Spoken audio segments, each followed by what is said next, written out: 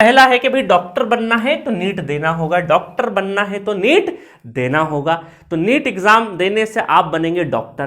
किस कैटेगरी के डॉक्टर बनेंगे? डेंटल बनेंगे, एमबीबीएस करेंगे या डेंटल करेंगे, या फिर एनिमल हस्बेंड्री का कोई डॉक्टर बनेंगे, वेटरनिटी बनेंगे, मतलब बहुत सारे अलग अलग आयुष के डॉक्टर बनेंगे। वो सारा का सारा अगर आपको बनना है, मतलब आप अपने नाम के आगे अगर डॉक्टर लिखवाना चाहते हैं तो आपको ये एग्जाम देना पड़ेगा।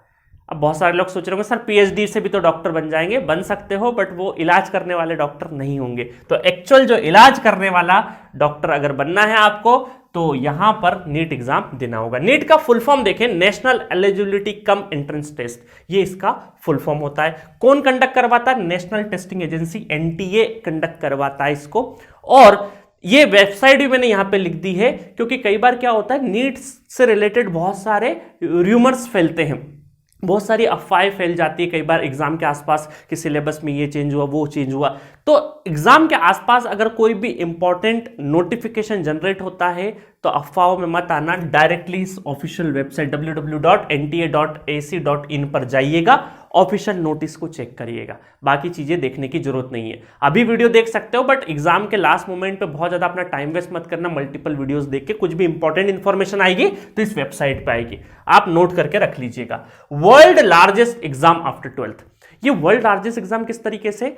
12वीं कक्षा के बाद, 12वीं क्लास के बाद होने वाला जो एग्जाम होता है, उस कैटेगरी में 12th के बाद जितने भी एग्जाम्स होते हैं उस कैटेगरी में सबसे ज्यादा नंबर ऑफ कैंडिडेट बैठते हैं, और उनमें सबसे ज्यादा नंबर ऑफ कैंडिडेट बैठने वाला एग्जाम कौन सा है? NEET. Approximately 22 lakh plus student इस एग्जाम में बैठते हैं 12वीं के बाद। तो इसीलिए इन टर्म्स ऑफ कि 12वीं के बाद जितने होने वाले एग्जाम है उसमें जितने नंबर ऑफ कैंडिडेट अपीयर करते हैं, उसमें सबसे ज्यादा नंबर ऑफ कैंडिडेट अपीयर करने वाला एग्जाम है नीट एग्जाम। इसलिए बोला पूरे वर्ल्ड का largest exam after 12th। Next है आपका कि भाई 12वीं क्लास में बायोलॉजी जो सब्जेक्ट है वो कंपलसरी होना जरूरी है, चाहे वो आपका ऑप्शनल सब्जेक्ट हो या फिर मैंडेटरी वाला सब्जेक्ट हो, बट बायोलॉजी होना 12th क्लास में मैंडेटरी है। इसके अलावा भाई बायोलॉजी होगा तो फिजिक्स और केमिस्ट्री तो उसके साथ में लगे हुए हैं ही सही, बट कई बार जिसे होता है ना कि फिजिक्स केमिस्ट्री के साथ में और कुछ एडिशनल ले लिया, वैसा नहीं चलेगा, बायोलॉजी होना जरूरी है। अच्छा, कब होता है ये एग्जाम?